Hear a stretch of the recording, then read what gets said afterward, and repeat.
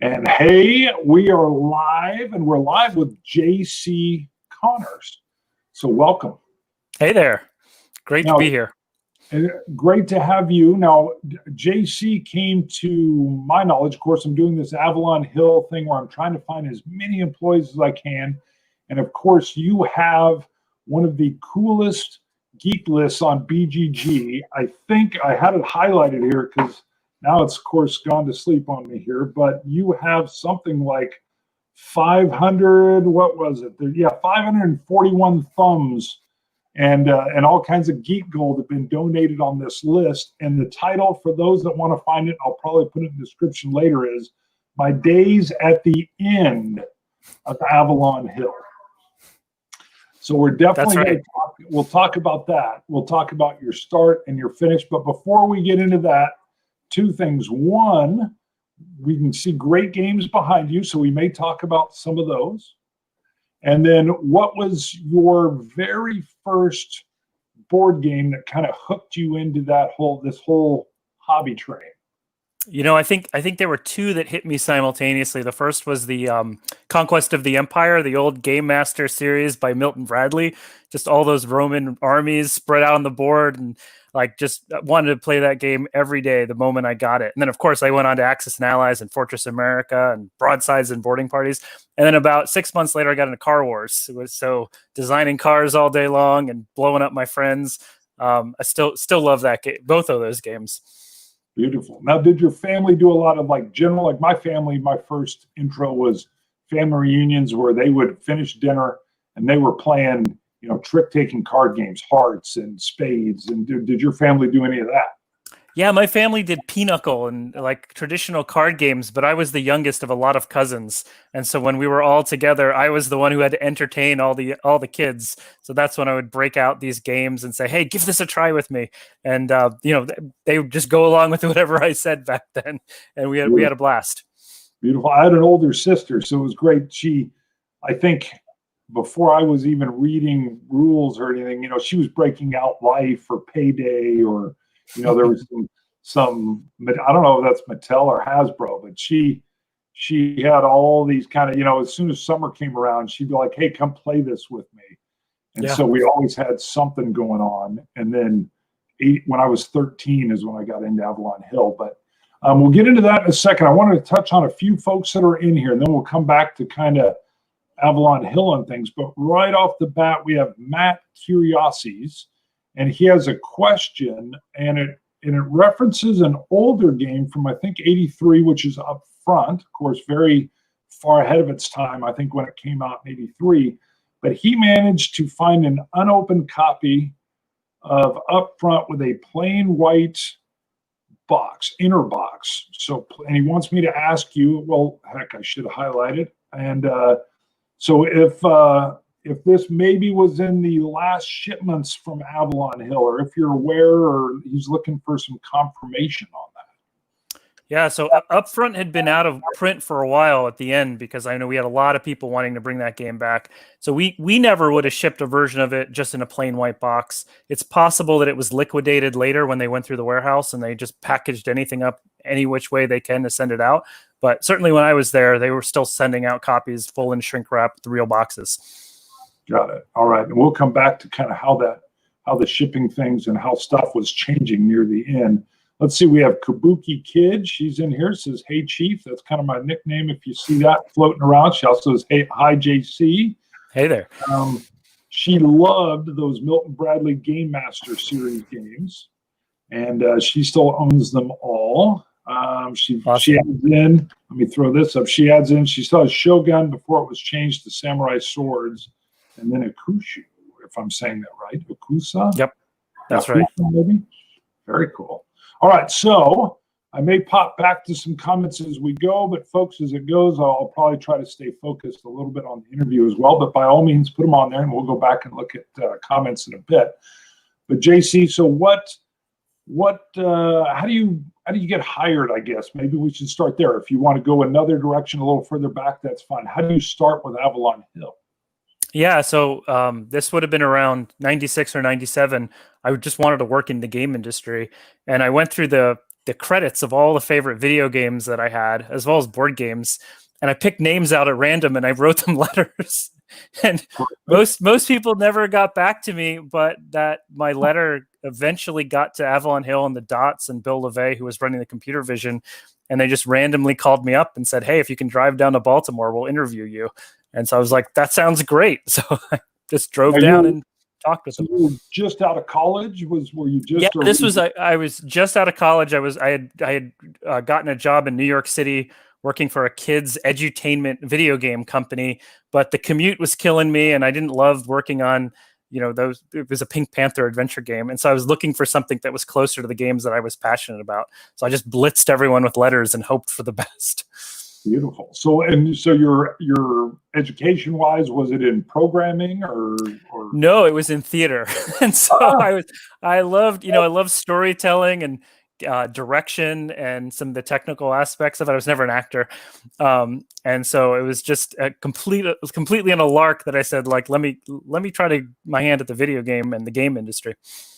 Perfect. Yeah. Just because both your board game and gaming love. So were you doing, I always go back to my Atari days, but was it Nintendo also that you were playing a lot, or what was your era? Mostly hardcore PC games. So a lot of like real-time strategy games at the time and first-person shooters and just turn-based strategy games. Anything I would just play on PC. Wasted a lot of hours playing Civilization and some of the games from that era. Not wasted, because they ended up being your training. That's right. Yeah. That's right. Not wasted at all. I know back then my dad was the same way. I'd be sitting there playing. He'd be like, "Come on, let's go throw the baseball around." And or he played basketball in college, and I was tall. He's like, "Let's go shoot some hoops." I'm like, "Hey, you want to join me? On asteroids here?" So he'd be like, "Yeah, yeah." Yeah, just one more turn in Civilization. Just one more turn. I gotta get Gandhi back. He just attacked me. Yeah, that was several years of my life then. Yeah, completely. Okay, so you not even email, you cold snail mail, and you get picked up and told, "Come on down." So do you come down and you interview, or tell me how that goes? Yeah, it was kind of strange. So I drove down to Baltimore. It's about 3.5 hour drive from around New York where I was, and I met the Dots, Jack and Eric, and they took me out to lunch. And basically, at the time, they wanted to move Avalon Hill in a different direction, across a few different areas. One was they wanted to bring back the RuneQuest role playing game that they had, and they had just gotten the rights back to that. And for whatever complicated story I never fully understood, they'd gotten into a fight with the guy who was developing it externally, and they wanted to bring somebody young in who got role-playing games, and who could also double as like tech support for the video games. And so, I knew enough about video games because I was such a game player. I knew how to configure a sound blaster. And I was a huge role player and into board games at the time. So I could actually talk in both directions. So with the Dots, the questions were all about like what I would do with role-playing games. And with Bill LeVay, who ran the computer division, his questions were all about like literally how do you configure a sound blaster, and what if somebody calls you up and can't get their memory freed up in their auto exec file. So it was just a wild like double-sided interview I had there. Perfect. And then you're knocking it out of the park on both sides. So, I guess enough to get the job. Now, I'm curious. This is totally obscure, and you probably don't remember. Do you know where did you go eat with the Dots? We talking? I don't remember. I remember it was a little diner, not too far from the office. Not in the best part of Baltimore. And you're trying to shovel food in your mouth. And and I remember at the time I was amazed because I kept hitting them with questions like, "What's your favorite Avalon Hill game?" and "What's your what?" And they just like were confused by those questions. They're like, "We don't play these games. Like, let us answer you or ask the questions to you," which confused me at the time. But years later, I would understand what that complexity of that business. Yeah, we'll get into that. They're kind of like running the Euro game of how do you run a board game company. That's basically. Right. Yes. Or, and a girls magazine. Yeah, a girls magazine, a paper company, basically. So very cool. So do they hire you on spot, or is this something where you go back to 3.5 hours? Yeah, no, it was probably a week or so later that they said that, if you can get down here, we'll hire you. Got it. So it's not like they were like, "We want you now. You sign the papers, go get a U-Haul. No, that's right. And I think there was probably some email, or not email. This probably, I guess it would have been the era of email, but some correspondence on like, hey, if you could do anything you wanted with RuneQuest, do anything you wanted, what would it be? So I remember writing a bunch of proposals there in that week or two before I got the job offer. Beautiful. Now you're not married yet at this point in time, no kids or Nope. anything. So Nope, free, just boom, you can go wherever. Yeah, I'll move anywhere. If I get to work on games, like just load up my car and go. Yeah, this sounds like like totally the dream job and the freedom to come on down. So I've got to ask, what are you driving? What's your car when you get this job? I like to go. Oh man, it was like an old Acura 2-seater that was handed down by my dad. That was probably 10 years old at the time, which was pretty cool at the time. That was a pretty cool car to have. Yeah, you're doing better than me. At that point, I'd finally gotten a Chevy Cavalier, but for years before that, I was up in the mountains of Colorado driving a 1980 brown Subaru 4-wheel drive wagon. You could have fit more stuff in that car than I could. Yeah, and it got me out of a lot of ditches that I went into, and it looked like a middle-aged housewife's car. So I remember I had a buddy that had some sports car that was broke down, and he's like, dude, you're speeding through, you're gonna get pulled over. And I was like, sure enough, there's a cop sitting there, didn't even pull me over. He was like, what the heck? I don't look like a teenager in this car. I look like I'm headed to the store.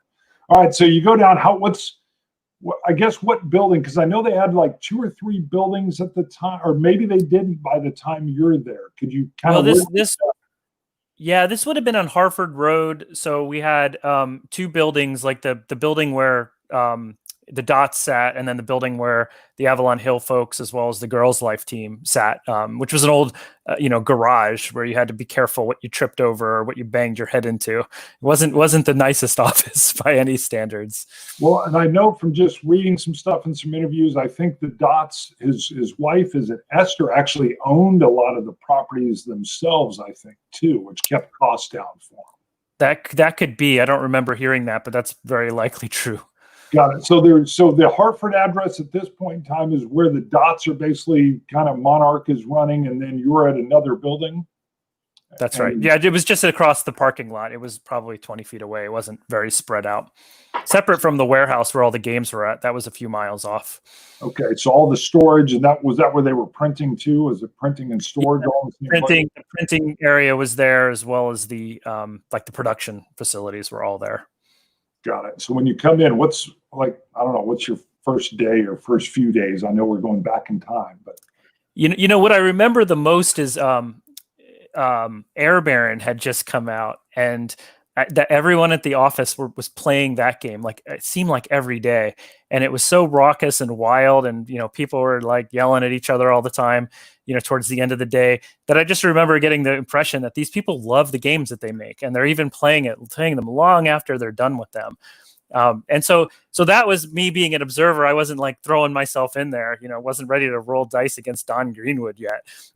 And in the meantime, but everyone did such a great job of like, hey, you're this new young kid that doesn't get a lot of the games that Avalon Hill had made back in the day. Like, I'd never played Squad Leader. I'd never played Panzer Blitz, but nobody cared. They were just like, awesome, glad you're here. Here's a bunch of games that we don't know what to do with. Here's a bunch of computer games you can help test. And like, I just remember being on the phone, doing tech support, working on board games, cutting out cards, thinking about what to do with RuneQuest. And it just like felt like an amazing energy for those first few weeks. Beautiful. Now the computer version, I'm forgetting, it's Micro Pro. What was the Micro Pros? Micro Pros was down the street. That's right. Or it was not too far off from where we were. They were doing Civilization and XCOM and some classics. What was the board game division of Avalon Hill? Because they had a micro name too, didn't they?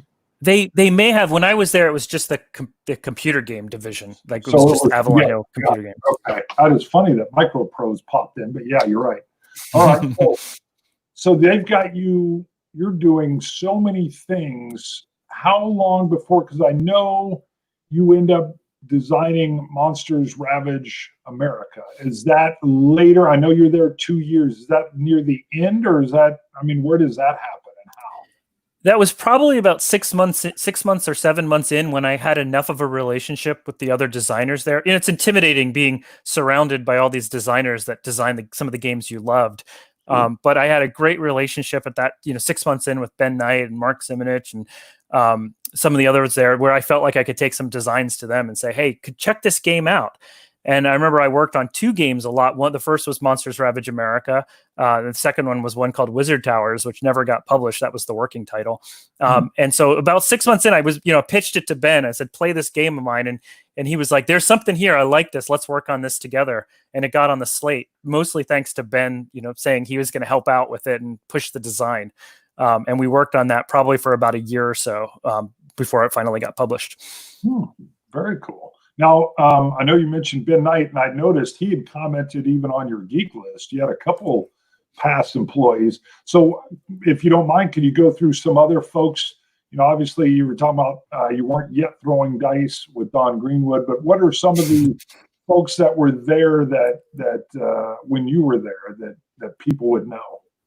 Yeah. So when I was there, it was a pretty small team. So, Ben Knight and I worked on a lot of things together. He was working on Atlantic Storm at the time. And I was oftentimes, one of the first playtesters he'd grab to say, hey, check this new thing out. Same thing with Mark Simonich. Mark Simonich was still working on a lot of the card-driven war games and more of the hardcore stuff. But he always was great at appreciating the fact that I didn't have 20 years of history on Avalon Hill games. And so I played a lot of Successors with him, and he'd be like, how do you think this rule works? And I'd be like, well, you can make it a little more intuitive. Like, I'd suggest tweaks, and, he took a lot of them, which was great. Stuart Tucker was there. He was mostly just buried in running the general. Yes. But I remember, that was like his full-time job. So he was rarely coming up from air, but he was working on a few things. And of course, Don Greenwood was there working on a bunch of things. Titan the Arena, I remember playing that with him, and that was really cool. And then there was people in the computer division, at the time as well, like Bill LeVay, Rich Kurek, Steve Holmes. There was also a very small team that we were building computer games with. Well, that is awesome. So you're a tight-knit group. Are the dots, are they coming into that area much at all, or are they more in their other building just kind of running the business side of things? Yeah, for the most part, they were in the other side of the business. They brought in another fellow at the time named Mark Hall to come run marketing, who had just come over from Games Workshop.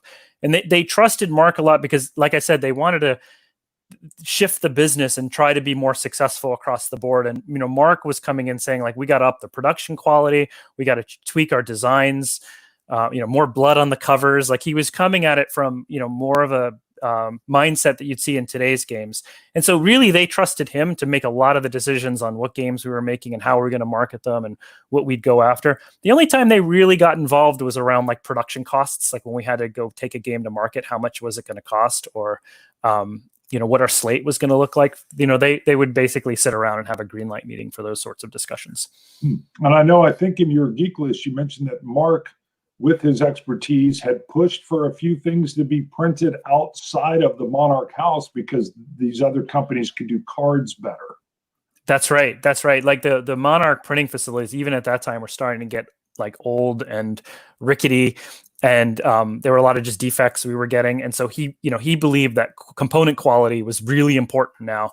And he pushed to get things printed by other companies, but also use materials like the clear plastic pieces and metal miniatures and in our games. And that was a big push from his. And that was always a war. Whenever Mark came in and said, like, we're going to do this great, like I knew he would spend the next 2 weeks fighting with the dots over whether or not to do that.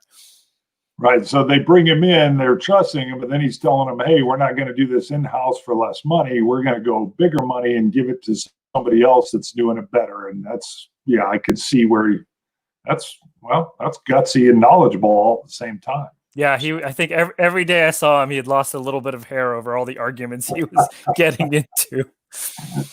Wow. All right. Now that's cool. Let me see. So I wanted to bring up, because also of course I went back over your geek list, but excuse me, you were also working on Princess Ryan's Star Marine. So I want to get into some of that, but I think if I remember right, Jack Dot's son, who happened to be named Ryan, was even one of the play testers. Is that right? That's right. Yeah, Ryan was would come into the office and just hang out in the office after school a lot. So just like I was, Ben and Mark's guinea pig for games, Ryan was my guinea pig for games. And, he and I would just, test out a lot of things that would never see the light of day. He at the time I was like, this is a smart kid who says yes to everything I ask him to do. So I love him. Let's use him as a tester. Well, and what a dream flipping it around that if you were, I imagine if I'd been able to go in, when I was 13 and had just played B-17 Queen of the Skies and, see they're putting together the general with some other thing, I can just imagine. So he was into games, obviously, and that's why he was hanging out there. That's right. That's right. How old was he? I mean, are we talking young, 10 or? No, I think he was like 13 or 14. I remember he was Jack's nephew. Okay. At that, I don't remember now. I've talked to him, a couple of years ago. He and I were reminiscing about the old days. But yeah, he was old enough that he could test stuff and give just great feedback.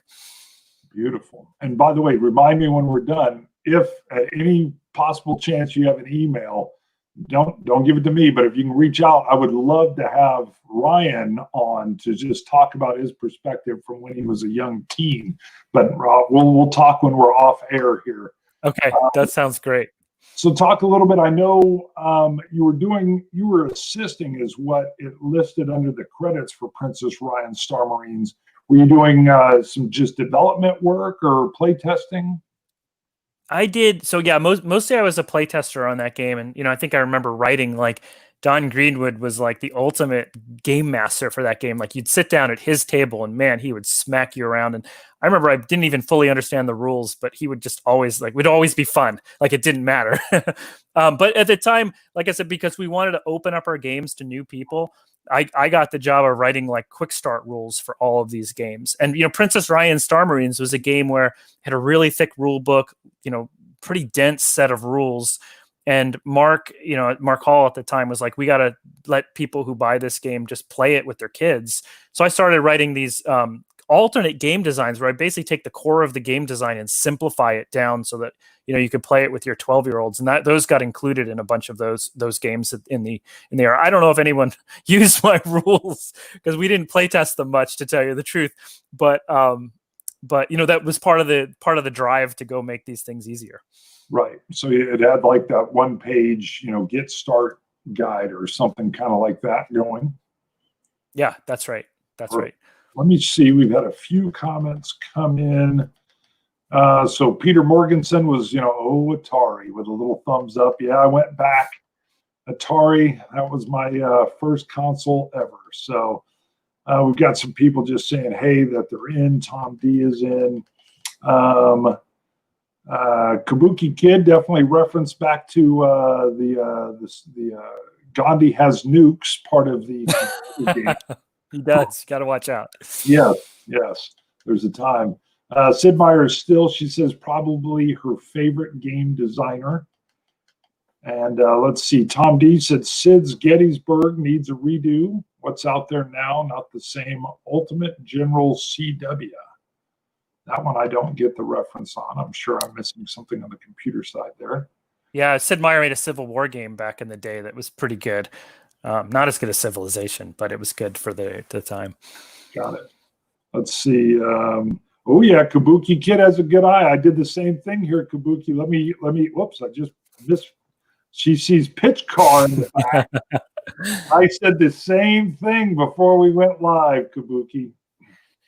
Yeah, well, let's talk about that. We'll take a little bit break from Avalon Hill. So I know she has Zaya Kickstarter game, Small World. I forget if it's called it's not Underdark. Now I'm going into D&D. Yeah, that's the regular one back then. Yeah. Back then. Okay, that's the regular one. What would you say is do you have a favorite Euro-ish style game, or maybe what's your favorite type of game? I think, I play everything. But I love Orleans as terms of Euro games, like the bag draw mechanic. And I went on Board Game Geek and upgraded my pieces to the plastic pieces. I love the little clicking sounds, but I love Orleans. I can play that game, anytime. And then I just play a lot of games. Like I buy a lot of stuff on Kickstarter and just have fun with the miniatures, like, Death May Die, like shooting Cthulhu monsters. I still love those sorts of games. But I think my time at Avalon Hill just taught me, like, I'll get into any kind of game, as long as, I can have fun with friends and learn something new.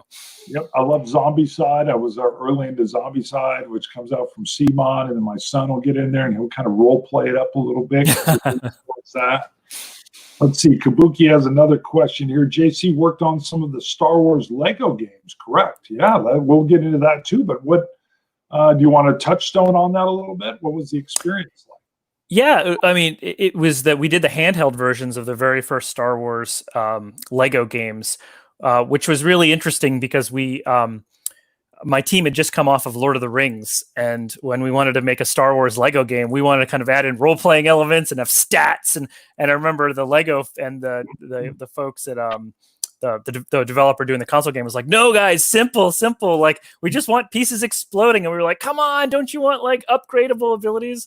So we kind of fought back and forth, and eventually they won out and they were right. Like the simplicity of those games and just how easy pick up and play they are, it was a good lesson to learn. You don't have to make your games complicated to make them good. Yeah, spot on. We'll get into some of the console and handhold designs too as we move through. Let me see, now that we've got the attention drawn to the back of your wall there, let's see. Kabuki adds in that Zaya is still one of her all-time favorite Kickstarter games. Zaya's great. Yep, he did a phenomenal job. I remember when that came out, I'm blanking on his name. It's not Cody, or is it? Is it Cody? I can't remember the designer's name. I don't remember. But I remember he was taking a lot of flack because I think he said to do this right, I gotta hit 100,000. And people are like, "You're crazy. That's not gonna happen." And then it starts to blow up, and his enthusiasm and kind of his ability to work the problem of even having a success. But he knew if he could hit this level, what he was going to do. So it was nice. He had it really well thought out. And man, what didn't it go up to like 700,000? Maybe it wasn't that high. Yeah, I don't remember. It went up really high, and I was just blown away by the metal coins and the plastic pieces. Like, what a labor of love. I would have killed to have access to that stuff 20 years ago. I know the chips, and he's he's testing them with the 3D printers, and I was like, man, this guy, he has just got it. And then he delivered. It was just that's a whole nother. He's so multifaceted. I've never met him personally, but I was just so impressed because the problem with Kickstarter, although he did the first thing right, is he knew what he had to charge and what number he had to get to. But man. Ron just bought the round bottom bags on BGG upgrade for Orleans, so pieces don't get stuck in the bag corners. I haven't seen those. I think I know where I'm going after this show. Yeah, she just right there upgrade. It's like she knew what she was saying. All right, I'm in. I'm doing it. She's like, trust me on that one. Oh, let's see. There's great comments coming in. Kabuki's got. She knows your work here. She knows your work because we're talking about. What do we got here? She owns the PSP version of the Star Wars Lego trilogy. Oh, cool. I didn't work on that one, but I loved my version of that. She does confirm it's Cody Miller. Best coins. Yep, best coins in all of board gaming. And then we'll do one more with Tom D here. The Star Wars, the complete saga. He actually finished this nearly 100% complete. Nice. That's not easy. That isn't. Hold on. The microfiber drawstring bags. They come in 5 colors. I had to get that in there. All right.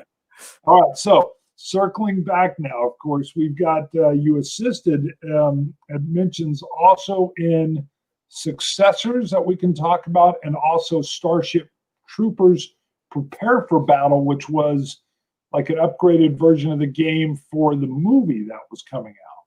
Right? That's right.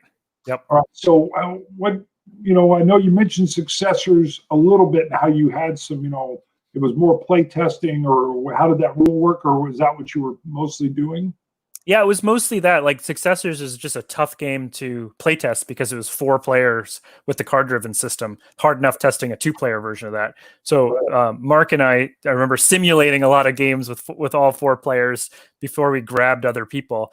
There's so few people at Avalon Hill that whenever we wanted to do an early play test, like, we knew we were taking away work from people working on really important things. So there was a lot of just like, hey, grab JC. No one's calling in for tech support problems. He's got time to work on this. And so I remember playing that game a lot with Mark, and that inspired, like at the time we were saying, man, it'd be great to take this style of game into different directions. Like I think I mentioned in my Board Game Geek list, we were trying to get the Conan license to do a Conan version of that game, or we talked about, what would a science fiction CDG look like. We never got very far in those ideas, but that was big inspiration for thinking that direction. Beautiful. And then Starship Troopers. I never had the Prepare for Battle version. I have the old Heinlein, the old version with kind of the white and purplish red rule book. It's been years. I just looked at mine recently, but how, I don't even know because I never played this new one. How is it different? Yeah, it's totally different. It's probably more like Space Hulk, where it's a hex-based, war game, tactical, but it's much more. You're throwing dice around and scenario based, and it's every game takes under an hour, so it's very different. It's not as hardcore as the older version, which annoyed a lot of fans who wanted a reprint of the older version. I remember when this one came out, everyone's like, "What were you doing? We don't want this. We want this, the nicer version of the old one." Got it. And then I think it was in your list, you mentioned that the Hollywood folks putting it out were real good with sending like high quality, was it the photos or things you could use or were used in the game? Yeah, it's funny because I remember there was a license. Avalon Hill had tons of licensing issues. We just never kept good track of our contracts. And so when the movie got announced, I know it was a surprise to the movie company that we still had the board game rights. Wow. I don't think they were very happy about that. I think they wanted to go to like Milton Bradley and do like, something. And so I remember the early days, Ben Knight sent some designs back and forth that they just hated. And they were very simple. It's much more like a game you'd play with, your kids. We didn't know it was getting a hard R rating at that point. And they kept rejecting all that stuff. And they said, no, we want it bloody and visceral. And so eventually Ben very quickly, like I think he did the design for this in like 6 weeks because we were running up against the movie deadline. And so it plays out much more as the game plays out now. And the movie people were great. Like once we got something they liked, they were sending references over. I remember at one point we needed like an image of like the plasma bug, which we didn't have. And the movie producer went out to his car, set the plasma bug model on the hood of his like Ferrari, snaps a picture of it and is like, here you go. And we got this picture. And so the bug from the game is actually photoshopped out from atop a Ferrari hood. But yeah, it was fun game to work on. That is very cool. Now, before we move into the computer side of things, when do you start? When you're there, can you feel that things are starting to go down? I don't want to say downhill, but that there's a closure or that Avalon Hill is looking to be sold. What's the feeling in the mood, or when do you kind of know that you're in the final chapter, when you're there? I think there was a lot of frustration in the few months leading up to the closure. I don't think I remember we were all surprised when the Dots, and I vividly remember this, where they walked upstairs and they said, you guys can go home now. We've sold the company. You can go home. That's how we found out. That was verbatim or pretty close to verbatim what they said. And we were like, what do you mean we can go home? Like, you giving us the day off? And so we were authentically surprised. Maybe Don or somebody who'd been around for a while would tell you otherwise, but certainly I was really surprised. Leading up to that, like, we knew that budgets had just been really cut. We couldn't hire artists. Monsters Ravage America came out with me doing the card art, which, like, I'm not an artist, but it was because the option was that or no card art. Right. A couple people had quit. Some longtime people had quit and were phasing out, and the Dots just didn't seem to be in a hurry to replace them. So, in retrospect, after being in the game industry for 20 years now, like, we all knew, like, I should have known what was going on at that point. But so the morale was down because we loved what we wanted to do and we just couldn't get stuff into production and we just couldn't get stuff greenlit anymore. But we wouldn't really know why until that moment. Wow. And it just came. So once they had inked the deal, they just came over and said, you guys back and go home. They climbed a stair, basically. They did. They climbed up the stairs, which, Eric was an old guy. That wasn't easy for him. I'm glad he told us in person. And I remember the hour afterwards, it was kind of chaos because they walked away and no one still really understood what it meant, because it wasn't like, here's the messaging, here's how we're going to talk about this, here's what it's going to mean. Everyone was mad because we had just worked through the weekend for Avalon Con and we were given about 3 days of severance. That's and like, I remember me and Bill walked over to the computer where we hosted the website, and I wrote the goodbye message like, hey, thanks for everything. This has been a blast. And like 20 minutes later, I was dragged into the Dots office yelling at me. They're like, what are you doing? Are you stupid? Like, we're not shutting down. And we're like, I was like, what'd you tell us then? And so I remember like, getting just punched in the face metaphorically by the Dots after I posted that, but then afterwards I remember just looking at them and said, you know what, it was this was good while it lasted. And, I kept my cool and I left. And an hour later, I was just packing up my trunk with all my prototypes. Eric Dot walked over to me and I thought he was going to yell at me again. He goes, it was pretty good, wasn't it? This was a good job, wasn't it? And I think he was looking for reassurance that he wasn't completely screwing us, which he was. But, I told him, I said, you know what, this was some of my best 2 years I've had, doing, working on stuff, which is true. Yeah. And you said in the Geek List that he was very sincere. I didn't know there was a gap in between there, but where it's an hour or so later, but you said he was very sincere, almost like he was thinking back through his 30, 35 years, because that's, time spent. But, yeah. I'd read, what Thomas Shaw, and I have his book where, he stayed on when it got into trouble and the Dots, Eric bought it out, and bought out the box printing company, Smith, I think, or something like that, and really moved it forward. And he credits Eric with doing some business things that were really good, getting 3M games and doing some things that really set it up for success in the 70s and the 80s.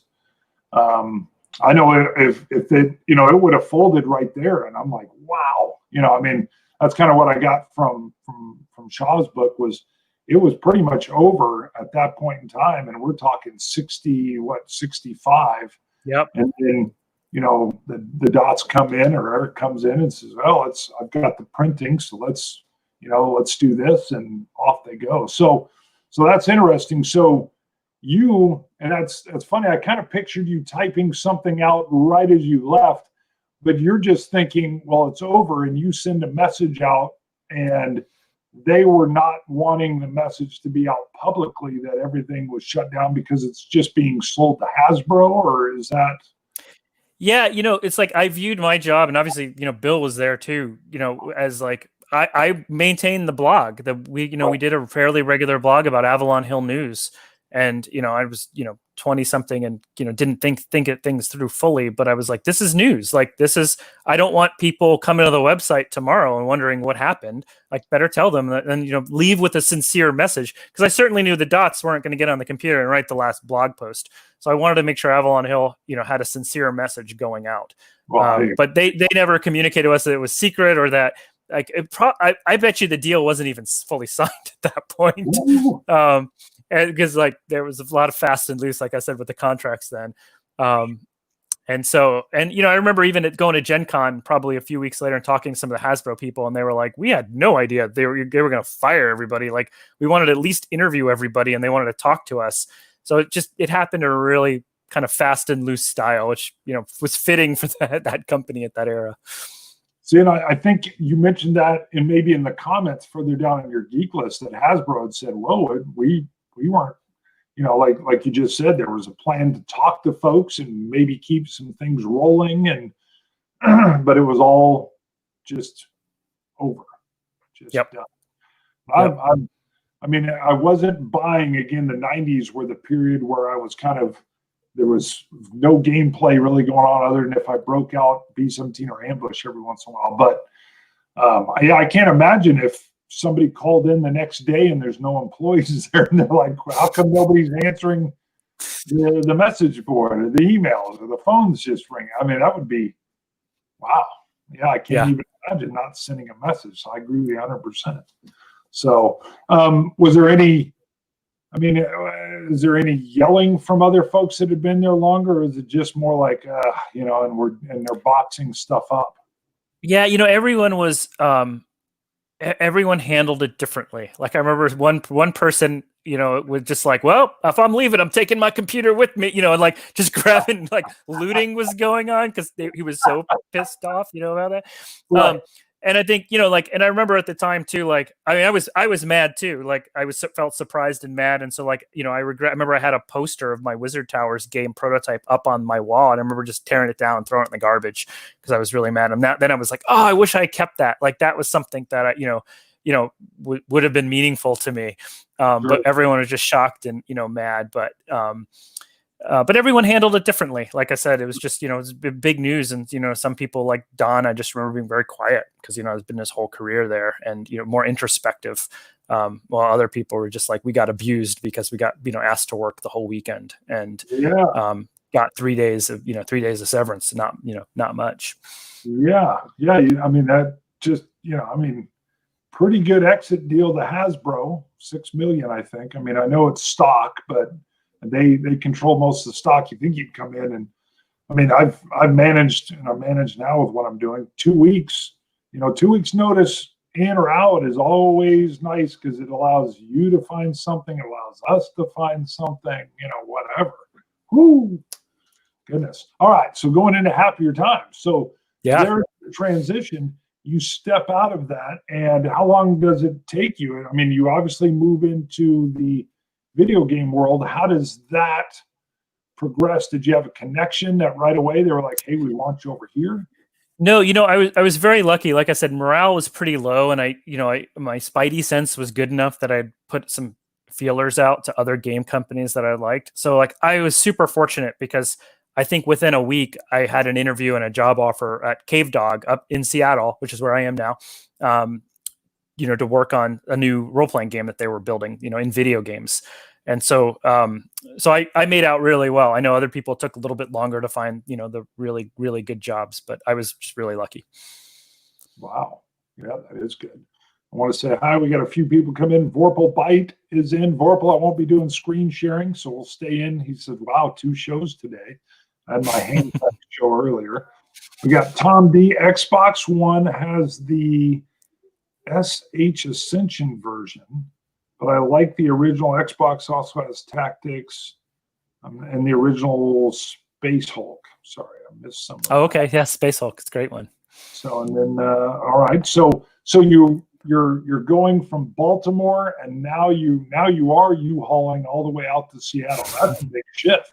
That was a long drive. Yeah, that's a huge shift. And this is right in '98. You're headed out. You're still single at this point in time, or? Yeah, I had a girlfriend at the time, and we moved from Baltimore and moved over to Seattle. And it worked out great. She got a job at Nintendo, which is just down the road from where I was working. And we were, fully in the video game industry at that point. Beautiful. So as soon as you get there, how's it different? Is it is there a big group of guys, gals working? Is it a bigger team? Yeah, it was, I mean, very, very different. Like, the office was less dangerous. And, at the time, Cave Dog had just worked on Total Annihilation, which is, one of the best real-time strategy games of all time. I still love that game. And what I observed is about the same culture of like people were playing that game after work. And I realized that, if you've made a great game and you keep playing it after you've shipped it, you're onto something. That's rare. In my 20 years in the career, that's only happened a few times. I've seen that. But yeah, so the team sizes were, probably closer to, 25 to 50 people per team, lots of portfolio work and development. Obviously the work was more, more technical. But my experience working at Avalon Hill and doing the computer games at Avalon Hill, as well as that board game design I picked up, made it very easy for me to, do good work there. Beautiful. And then is it, I'm guessing here, and maybe I'm way off, is it also a younger peer crowd that you're working with just because it was the computer industry, or was it still kind of layered? It was, pretty young. But the executive producer on our title was a guy named John Cutter, who was famous for some games in the 80s and 90s, like Betrayal at Krondor, some of these classic RPGs. And so he was, closer to like, he was like my new Ben Knight, and like he'd been in the industry for a while, and he was a great mentor saying like, hey, here's how video games is different. And so I remember I had a great working relationship with him as we were building some titles for Cave Dog. Now, a question: I'd known a guy that had taught. He was a designer, but he'd done stuff more on the computer side. And he'd said when he was teaching young designers, a lot of them were all worked up on code or whatever, or this. It was all on the tech side. And a lot of times he would tell them, hey, make that game with just some cutout pieces of paper first, and let's see if you can show me how this works. Do you see any of that on your side of things, or? I do. Like, it depends on the game genre, of course. But like when I worked on some turn-based strategy games, we did them all on paper first, and it was back to my days of cutting out cardboard and writing rules notes on that. If you're working on different genres of games like The Sims or something that's more complex, it's really hard to paper that out. But I encourage, like, write the rules down to the game. Don't just whiteboard it out and pretend like it's going to work. Like, spend time writing that game design doc, write the rules, write how you think things should work, so that when the engineers take it, they can implement it, and then you can iterate from there. Yeah, and if you can get down if it's gaming well, assuming it translates in person, what a way, you probably saved a whole lot because now I would imagine, his point was, now that this is working, now you can go in and do what computers do best by now making it better, faster, or simpler. It That's does right. all that stuff. So yeah, game design is all about iteration, and the faster you can iterate on your ideas, the better off you are. And iterating on paper is often faster than coding and prototyping games. So, but anything you can do, whether it's your tools or cardboard cutouts, like the more times you make changes and take feedback and do it again, the more likely you're going to get a good game. Doesn't matter if it's a board game, a role-playing game, or a PC game. Got it. Now, some people are asking, saying, whoa, you're in Seattle. They know things have been a little wild there lately. They're saying everything okay where you're at. Yeah, I'm over in Redmond by Microsoft and all the tech companies. It's pretty quiet out here. Right. Got it. Yep. They're saying, well, they know it's not the entire city. So I know that's just what's in the news. Let's see. Vorpal has a question here. Did Avalon Hill publish those James Bond 007 games? We did. Those were ours. Yeah. I have a few of those. That was because I know they dove in. They even had the Heroes magazine. It was kind of like the General. That's right. Yeah, it was their in-house organ again, but for role playing. So, because I can't remember, I had some of the 007 stuff, and then TSR, I think, was putting out Top Secret at the same time. Yep. Yeah, and so there was all these kind of, I remember I got into the whole spy thing for a while. So very cool. All right, let's see. Let's talk about, I went and looked at your credits in the video game. Of course, you've been there for years and years now. It was just boom, boom, boom, boom, boom, and then all you're the lead design, you're the head. And so I will just lean towards you here and say, what's been, I don't know, what have you had the most fun designing on the digital side, or what are some of your stories from that world that you could share? I think the most fun is I ran a studio up here called Kryptonite Games, where we did a lot of development for other bigger publishers. So the EAs of the world, or Ubisofts, or Activisions would come to us and say, hey, we have a game we'd like you to do. And they were usually very short cycles for video games, 9 to 10 months. And a lot of times we didn't have a lot of control over what those games were. Sometimes they'd be licensed movie games, like Disney wants a Pirates of the Caribbean game out. Other times it would be more of a spin-off, like an Assassin's Creed game about a character that they haven't really concentrated on. And so I call it that was like being a fruit fly, where we kept doing these games in 10-month cycles on everything ranging from, like I said, Spore, Harry Potter, to Lord of the Rings, to Assassin's Creed, or Bejeweled.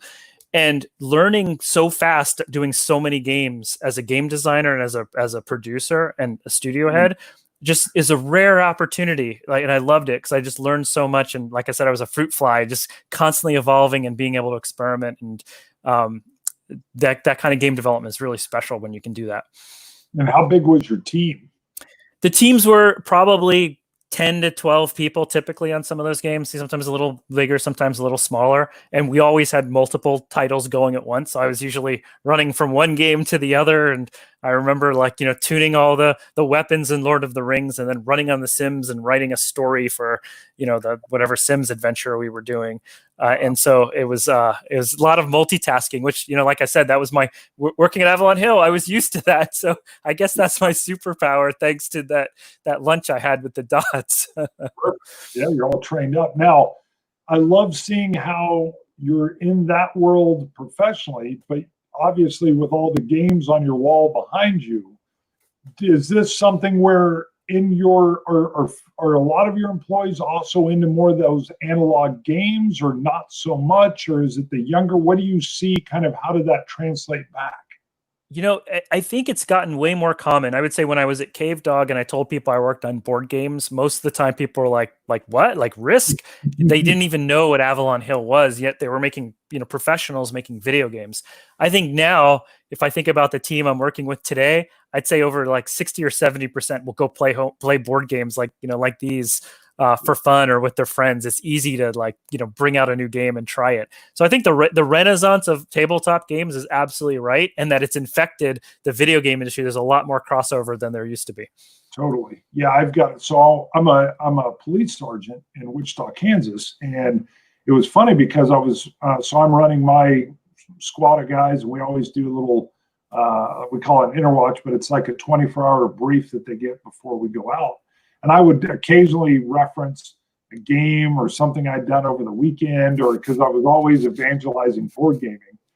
And one of the guys is like, well, I'm always video gaming with my buddies, but I might want to come over. And I was like, well, come on. I think I got him in with Battlestar Galactica because he loved the show. Sure.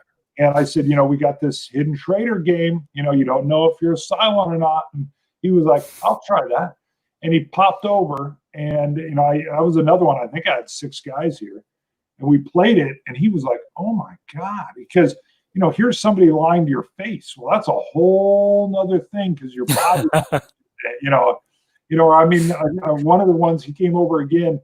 We were all pretty sure there were no Cylons at the table, but of course, as soon as you hit the second half, now there's going to be some stuff going on. And it was so funny because he actually works with my wife's program through K-State, where she does a board gaming thing now, and he coordinates because we do this crossover with police and kids and families and stuff. Cool. But he goes back and tells his buddies they're all gaming, and he said he kind of realized, man, we're all in our own caves. Hey guys, I'll buy pizza and beer, and we'll still do our normal gaming link up that we do. But how about Saturday afternoon? You all come over. He went and bought Battlestar. He went and bought BSG. And he goes, we'll play this game and the beer and the pizza. And a couple guys were like, come on, man. Well, they just, this was, of course, probably 8 years ago. And they came over, and then they were all hooked.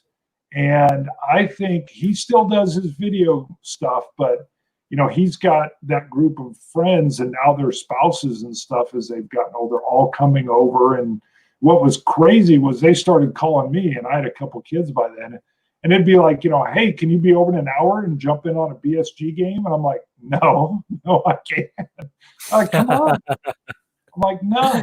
It's a big time commitment. Oh my God. In no time, they had like 100 plays in, and I jumped in on a game finally, and I think the Cylon outed himself on the first turn, and I'm like, what are you doing? This is trade hit. He's like, no. The optimal move in order to pull off, my ability. I'm like, what? I was so far left behind. So, but I see it definitely, that it's like such a nice structure for socialization. If that explains some of it, I think. So, there is, and there's so many more choices these days in terms of themes and games. Like, if you meet anybody, as long, something that's changed in the last few years is like everyone's a gamer. They don't always say they're a gamer because they play Bejeweled on their phone, or, they play Candy Crush, and they don't think about themselves that way. But the whole worlds are gamers now. And now it's a matter of finding, well, what kind of game do you like? Do you want hardcore strategy game in World War II? I got that. Or if you want to play, like camel racing game, I got that. And that's so rare. That's just not what it was like, a decade or more ago. Oh, no, it was perfect. And I remember one thing I loved about the video game when I was doing Day of Defeat was I got linked in with this team that was out of California. And it was funny because they were running a hot server. I was back when having 6-on-6 was, you had to be running something great back then for that to not lag out. And they managed their server really well. So if someone was coming on and, they had it where you could kill your own teammates. So, of course, you get somebody come in and just start offing everybody on the team. And they made me an administrator, and then they said, hey, we're doing ladder games, and we've been mirroring you a little bit and watching how you play. Would you like to come in? I was like, yeah. One of the coolest things, so kind of the crossover even over into the video game world, which, again, my dad and his era weren't getting. I join in, and I find out the reason they have such hot servers, one of the guys is the main IT guy for a pretty big computer IT company. I'm like, how are you running this server? He's like, oh, I just carved out some space. Right. Took some extra hardware we had lying around. Yeah, and then he's like, the game time is when the company's closed anyway. And I'm like, you're not worried? And he's like, no, they would call me if somebody even thought something, and it's fine. It's not costing anything. I was like, wow. But I get in there. We're all logging in to do a practice. And what's cool is their kids are coming in. One of the kids is coming in. And it was totally the transition. Like I remember I would play YMCA basketball with my dad on a team, or a church league or whatever. Right. And the skill levels, you just couldn't, he played college ball. The only thing I had was youth, but I didn't have the skill levels. Well, here we start playing, and it was so fun to see that these adults were coming in and playing, but their kids who were probably 13, 14, some of them were coming into practice. They couldn't be on the ladder team. But right away, the one kid logs in and everybody's talking. And they were like, where's your dad? And they're like, oh, he had to go number 2. And they were like, what? And they're like, yeah. And so way too much information. But as soon as he logs in, everybody's dogging on him. He's like, hey, Jimmy, what are you doing today? He's like, no. And immediately, like, the dad's friend is like, no, your son can be on my team. And immediately, we're playing each other. And it was this leveling of a playing field on a digital world that it was the first time I saw how cool is this. Now I've got a son-in-law, and he's, his dad, it was so funny to see it because his dad once they waited until like back when they had a midnight release of like one of the Halo games. Mm-hmm. And they were playing it nonstop. And he goes, Dad, I got to go to school. And he goes, I'm calling you in, boy. We're going to game this thing, And it was that, and his dad passed away, but he still remembers that connection because of the video world. And now, of course, my boy will jump in and he wants to play Werewolf when we have a big game night over, and he'll join in. So I love this crossover because it's so, the division's not really there either. Like you said, the whole world's a gamer. That's right. And everyone just wants to play together, like whether it's an arcade machine huddled around it or sitting on your couch with a controller or over a board game table. Like people love that. We had an old downtown Wichita here. This guy, he was collecting all these old stand-up machines and pinballs. So he went ahead and just opened a store called The Arcade. You pay $20 and all the video games are free. And my son went with me. We had a little dad's day and he found Joust. And he's like, Dad, this is cooperative. I'm like, yeah, this was like one of the first. And we were just, for hours, we're just, playing Joust. And that was, then we went and grabbed some pizza. And it was just, being able to do all that. Let me see. Let me get to some comments. And I know where we're at 58 minutes. So we'll come back to you in final thoughts here in a second. But let's see. Kabuki Kid, let me pull this up. So BSG, the game, now sells for a premium, out of print and desired. Yes, I actually sold mine because after my buddies had outplayed me on it and knew I just couldn't play it. I wanted the trader element. And nowadays you can find trader games that'll do the same thing in 45 minutes to an hour. Yep. And so I went ahead and let somebody else have my BSG game. Yeah, Munchkin BSG. Yeah, it's not fun. Let's see. Boom. We've got Vorpal. Very big difference between a computer gamer and a war gamer. You know, kind of, but I mean, there's first-person shooter guys that'll come in and love playing zombie side. You know, they can get that same kind of feel going in an analog. What do you think? Yeah, I think so. I mean, everyone likes the kinds of games that they like, and Yes. board games are tactile, which you can't replace with computer games. But I've known a lot of people who will go and play Squad Leader and then go play Call of Duty. I mean, I know those people. Yeah. So probably not as rare as you think. Yeah, and then I know, I think it was Matrix Games had a system, because I loved Ambush as a kid, and they had close combat. Yeah. Oh, right. Yeah, that whole idea was that top down, so it kind of looked like the map, but they had tweaked where your units, if you got them stuck getting shot in the open, they wouldn't follow your commands. They would break, or they would route, so that was a cool crossover too. That's right. I remember having the Dots ask me to test that game, because that was the Advanced Squad Leader game, and then they separated from Avalon Hill, and the Dots really wanted to sue them over it. Really? So they were like, play close combat and see if it's actually Advanced Squad Leader with the serial numbers filed off. Wow. It wasn't. They were smart. They changed everything, but that was one of the computer games that got away from us. Yeah, that is, because it was all squad. I loved it, but then they worked in that whole deal of, hey, this unit will break if you don't, if you expose it too much. That's interesting. There are some great war games or conflict simulations that are now in digital form. Yeah, there's a lot of design houses that are doing that too. I've seen some great Battle of the Bulge stuff coming in. Let's see. Okay, we do have a Joust comment here. She loves Joust. Best friend always marvels that I'm good. Yeah, you get that old, my hands can't slap. I know, and lining up to kill the pterodactyl. That's, man, if you can do that, I am impressed. Can never. That thing's always killing me. All right, let's see. We'll do one more here. Oh, I didn't see this. I have Deception too, but she sees it on your shelf. Great game, because even a novice doesn't have a hard time beating the S. It's very easy just to keep your mouth shut in that game and watch everyone else make mistakes. Love Deception. Very good. Well, I'll let you, JC, kind of wrap up. Anything we haven't covered, or anything you wanted to touch on, or anything you've got coming out, even from your end, that you wanted to highlight, or anything currently? No, I work at Amazon now, working on some games for Alexa devices. So stay tuned for some of those.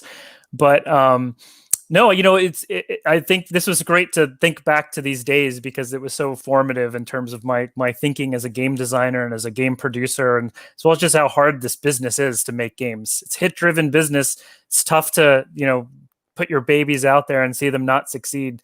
But I love the excitement of it. So it's fun revisiting these days with you, Bart. I love it, and I'm glad the Alexa is cool. I know my son and I once were doing their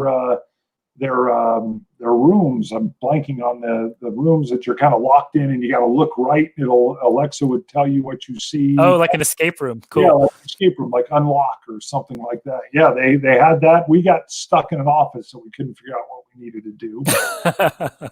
We'll look forward to that. Well, thank you for coming on. Hang on for me. I'm going to go ahead and hit the end broadcast, but it'll leave us in.